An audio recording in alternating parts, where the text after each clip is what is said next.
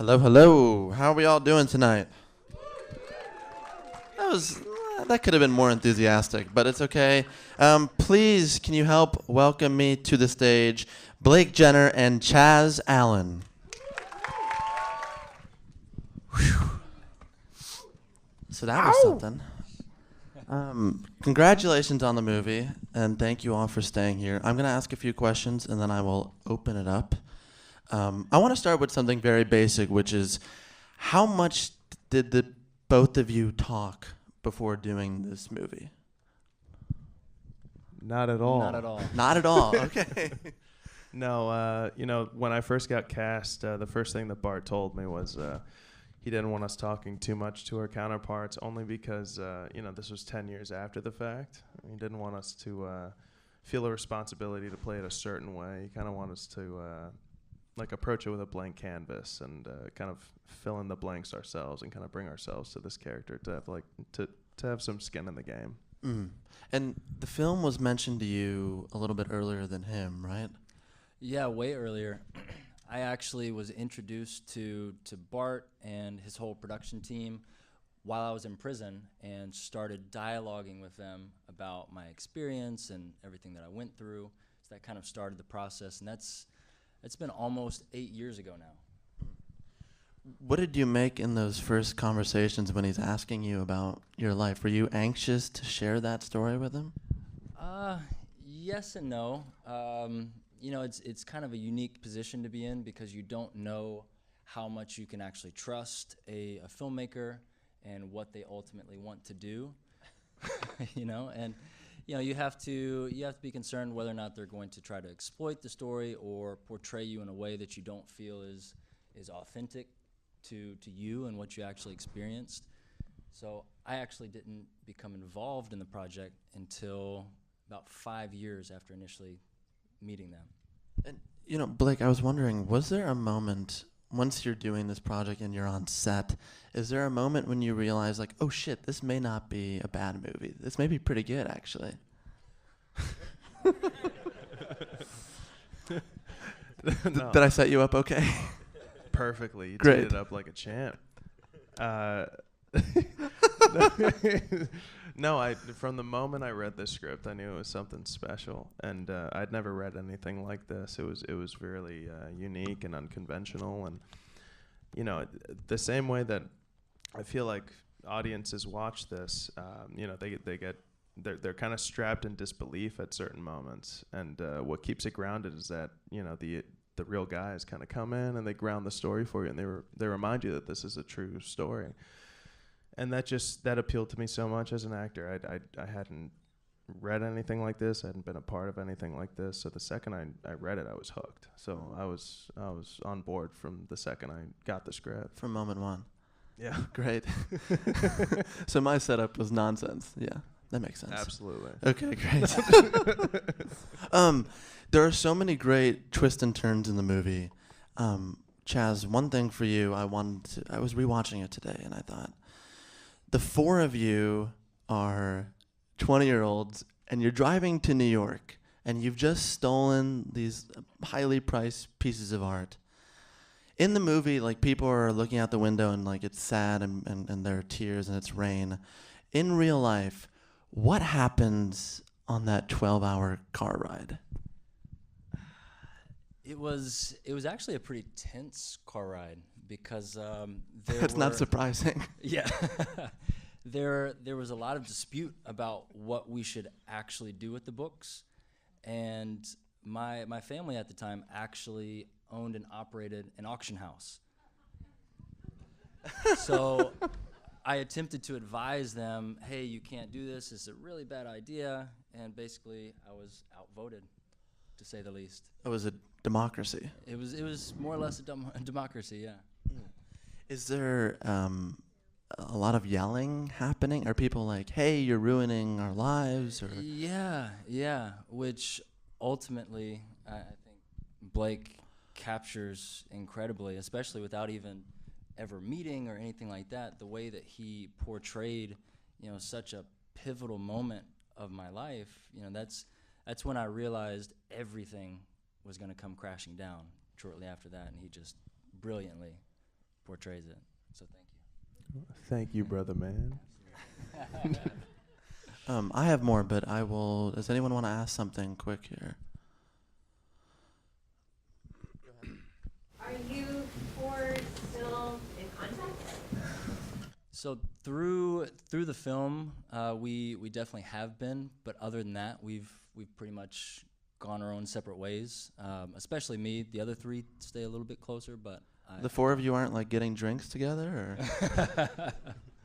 No, not at all. 0%. No, 0%. Okay. Does someone else? Go ahead. Is it hard to watch the movie? It, in some ways, yeah. It's really a unique and humbling and surreal experience to just watch it all, because as these scenes are being portrayed, I actually kind of flash back to things that I actually lived. So I'm seeing it on screen and I'm remembering it in my own memory. So it's really weird. But in that, is there a moment when you're watching it that you're like, oh God, they really could have included this thing that happened? Well, there's, in this particular case, there's 116 minutes to try to, capture 4 unique stories and blend it all together. So, there's a lot of room to explore, more in each of our stories. But overall, I think they did a really incredible job. The one thing I was also, I think also fascinated by, and the movie plays into, that it's both a documentary and also fiction, is that it's playing with the idea of which version of events do we believe in. And I was wondering, do you two, what events do you two believe in? How do you think it played out? What events do Blake and I believe in? Yeah. Well, I mean, as reading it, I bought into the whole thing. I found the whole thing to be truthful and, emotionally, physically, everything. And one question that, just as an actor, I can't speak for Chaz, but I'm often asked, do you really think that Warren went to the Netherlands? And I just say, knowing the character of Chaz that I read and kind of, jumped into, I said absolutely. That I didn't think Chaz was the type of character to not jump into something unless he felt the whole thing was organic and through and all that. So. And I just have to say that, as far as recounting memory, it's been 14 years. So, I mean, can you imagine something in your own life that is traumatic, that maybe you experienced? Can you remember every single detail and every single conversation? You kind of, what happened, the truth of it, but then there's little details, like they point out the scarf, it's blue or it's purple, little things like that. It kind of changes and evolves over time in certain ways. Yeah, and that's another thing that I loved about the movie too, is because I have the same group of friends that I grew up with, since I was 9, and That's really admirable of you. Thank you. I think so. No, I was but sincere. It's so hard. No, to I know.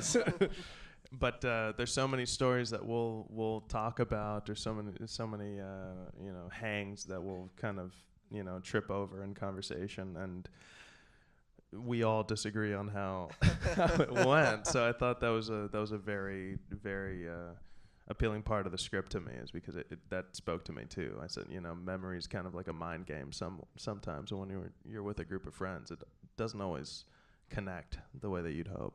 Yeah, that happens a lot. Someone else have a lot of people. Okay, let's go here. Chaz, do you fear that with the movie now immortalizing your perspective, that your own memories will be jeopardized by the film's portrayal of events? Actually, no. That's why I felt it was so important to actually share and express my truth at length and in depth by writing a book. So, which actually comes out June 19th. It's called Evolution: Becoming a Criminal. Go ahead. Chaz, your mother described you as being very successful at the age of 12 and onward. Why did you do it? Why did you join this group? Because you're a successful guy to start with. Yeah, so I actually kind of had, I guess you'd call it the perfect storm of things going on in my personal life that the film really doesn't touch on. And that's one of the reasons it was so important for me to write a book, to really share and express my truth. I actually said no to the whole idea for a long time. And I actually kind of laughed about it. I said, no, this is stupid. You're going to get yourselves caught. You know, that whole thing. And it got to a point where everything that I expected my life to be, it turned out it was a lie. And everything just changed. And I got to a point where I didn't care what happened. I didn't care if we got away with it, if we got caught. I was going through so much that I just wanted things to change. Let's go right there. Yeah, I hope this isn't too personal, Chess, but do you feel like your family is like come to peace with it somehow, or? Yeah, it's not too personal at all. So it was really interesting actually going to Sundance to see the film. You know, my entire family came out, and it was the first time since before the heist actually happened that my entire family, my mom, who's now since remarried, and my dad, and just everybody, we actually sat at the same table and enjoyed a meal together. So it was really therapeutic in that way. Right here. Thank you guys so much. Congrats on the movie. Jazz, a couple of questions for you. When you were 12, what was the company you started? And the second one, do you think your friend actually went to Amsterdam or no? So the question was, what company did you start, and So- did your friend go to Amsterdam? Okay. So it was called Lawn Care of the Bluegrass. So my family, they were in real estate as well. So I was kind of the kid that would just push the lawnmower around the neighborhood and really all over town. And I would take care of the lawn care and landscaping for the houses that my family's real estate company managed. Oh, and then what was that? I'm sorry, what was the second part? Did your he go friend to go to Amsterdam? Amsterdam? I don't at all. No. Seems we got the answer to that. Right here. During the heist, the actual day of it, and you were the driver, how true is that to the movie? Like, the events that happened, did you actually hit him with your van? Did you get in an accident, like in the movie was portrayed? Like, did that actually happen? So it's overall it's very accurate and well portrayed. There were specific details, like I can literally, when Blake's sitting in the car and he's looking in the mirror and checking all these things, I flash back to actually remembering that and experiencing that. When they're actually running out of the library, there was a second librarian that actually chased them and actually almost tackled them, and that's why they dropped the books. They didn't just drop the books because they were just bumbling down the stairs. Someone was in pursuit of them, and they kind of busted out that door. And when I was driving the car, I actually almost ran into the woman who was chasing after them. Eric jumped in the van. Warren, I don't know where he ran. He ran off like into the heart of campus. I don't know where he was going. Amsterdam. He was going. So I did not hit him with the car, but I was driving and he was running alongside the car, just like oblivious, and we were screaming at him to get in the van. So he finally like dove in the van, and he did throw up, but he threw up outside the van. How nice of him. Yeah. Consider it. Let's go with you. When you found out that the other guy, I'm sorry, I forgot the character's name, gave his cell phone number to the appraisal person, did you guys just then try to come up with a plan of escaping or taking off, or, you know? So yes and no. That was the point that I knew that it's going to come back. That was the beginning of the end. In some kind of way, you feel a sense of relief that after these things that you've done, that it's all going to end. But at the same time, you're kind of in survival mode. And we had actually considered leaving the state and going somewhere else to try to sell the books. But ultimately, I'm really thankful things happened the way they did. Let's go here. Why do you think that this is an important story to tell now? Why do you think this is an important story to tell now? What's her question? You got anything? That goes for both of us. Okay. All right. You wanna- I think it's important that anyone, no matter what they've been through, I think it's really important that people have the right to express their truth and whatever they've been through, and to accept the consequences, take responsibility for your actions in order to move forward with your life. Yeah, and I think it's a important story to tell as well, but kind of tapping back on something Bart has said a bunch of times is that, a lot of people are looking, for that kind of that shot of adrenaline, that feeling of importance through like social media and the world that we're kind of living in today through like Twitter and Instagram and all that stuff. And this is essentially the same thing, but this is pre all of that stuff. And I feel like in this story, at least the script that we were given and the way that we worked it was that they're kind of trying to find that same type of importance, but through a filter that didn't exist at the moment. So I think it's a message tapping on letting your imagination kind of get ahead of you and kind of making sure you're kind of operating from that right filter and sticking true to you are. Oh, I've also got a follow-up with that. I also think it's important that this story has been told the way that it has, because as it portrays in the film, I grew up idolizing these kind of iconic criminals and gangsters, and due to that, I blurred the lines between fantasy and reality. And I think that's what's so special about this film, is that it's not just the kind of glamorized fantasy version of crime. It actually shows the raw, the gruesome, the ugliness that comes with crime, and also the consequences.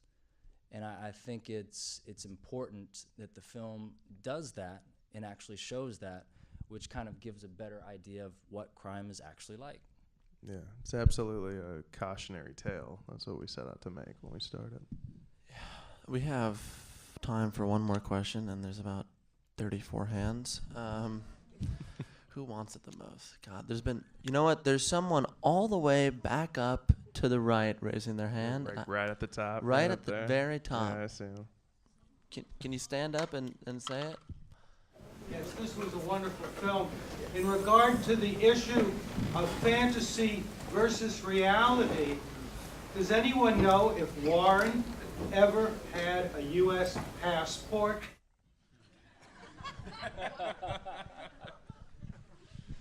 So to speak to that, at the time, he claimed he had a forged passport. The best kinds of passports. That was a quick question. You're right here. Okay, go ahead. Yeah, so you guys talk about the importance of like doing things in your life and whatnot, but ethics and morals aside, philosophically as a human experience, do you feel it was important for you to have had this experience, and what did that interpretation, or when you read this script, what did you get out of the need to do this? And taking, like I said, take morals and ethics aside, was that important, and was that like helpful in any way, therapeutic? The question was going through this an Yeah. important experience. Okay. I can only speak from hindsight and my perspective at this point, but it's absolutely been therapeutic, because once I literally self-sabotaged my life, and once you are literally looking up from the rubble and the ashes of what you've created, there's an opportunity for transformation if you're open to it. And because of that, I was able to really take a really deep and hard look at my life and what's important to me, and who am I? What do I want my life to become?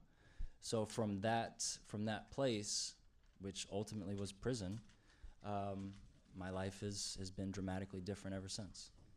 Blake and Chaz, the last thing I want to ask before we go. It's a little different for you, Blake, but the question still applies. Chaz, you spent 7 years in prison? So the sentence was 87 months, 7 years and 3 months. Of that, I did 5 years and 10 months in federal prison. I did 6 months halfway house home confinement, 18 months probation. You two have both very different lives, but with that, that was an obvious statement. What do you two want to do in the next couple of years, broadly, professionally?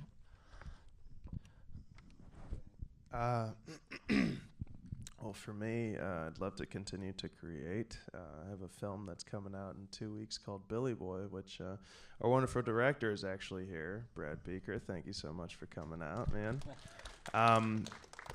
But yeah, I mean, I think, other than getting cast in things that I really believe in with people who I believe in, I'd love to just continue to create. I've been doing that since I was a kid. Me and my friends, we were making YouTube videos. Not very good ones. The dialogue was pretty crappy, so they would always end up becoming music videos, because I would just take the dialogue down and just throw on Reliant K. That's a creative solution. Yeah. But yeah, I think that's the least hypocritical route that I could take. It's, doing things that I love and, creating things that really speak to me. So. And Chaz? So as I mentioned before, I have a book coming out. It's called Evolution, Becoming a Criminal. And it's years after everything that happened. And it's after some really hard, serious soul searching and introspection on what happened. So I'm really excited to share that, and I have a passion for writing and also just helping people in general. Blake and Chaz, thank you so much. Good one. Thank you. Thank you all for coming out.